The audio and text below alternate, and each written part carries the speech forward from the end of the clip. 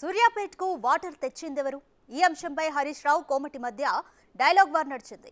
ఎవరెవరు ఏమన్నారో ఇప్పుడు చూద్దాం.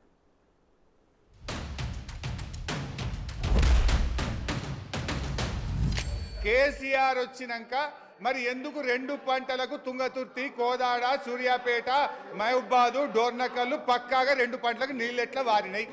కుల్లాయిగా. ఎందుకంటే సింపుల్ ముచ్చటగా మరి నిజంగా మరి ఆ రోజు అది కాళేశ్వరం నీళ్ళే కాకపోతే ఆ రోజు నీళ్లు పారాలి కదా. ఆ రోజు పారలేదు ఎందుకు, ఈ రోజు పారిన ఎందుకు అంటే పక్కాగా మేము ఆ నీళ్ళు ఇచ్చినాం. ఇది ఇప్పుడు టీవీలో చూస్తున్న సూర్యాపేట వాళ్ళకో తుంగతుర్తోళ్ళకి తెలియదా? ఆనాడు కోదాడోళ్ళకి తెలియదా? ఆనాడు కాంగ్రెస్ ప్రభుత్వంలో నీళ్లు రాలేదెందుకు, కేసీఆర్ వచ్చినాకనే వచ్చినాయి గంతె ముచ్చట. 350 కోట్ల రూపాయలు శాంక్షన్ చేపించి 5 ప్యాకేజీలు చేసి అప్పుడున్న 5 ఎమ్మెల్యేలు పంచుకుంటే ఇప్పటికి పూర్తి కాలేదు సార్. ఈయన గోదావరి నీళ్ళు ప్రాణాయిత అక్కడికి వెళ్ళి సూర్యాపేట తీసుకొచ్చినట్టే మీరు నమ్మాలి. నల్గొండ జిల్లా పోదాం సార్, అడుగుదాం అక్కడ పోయి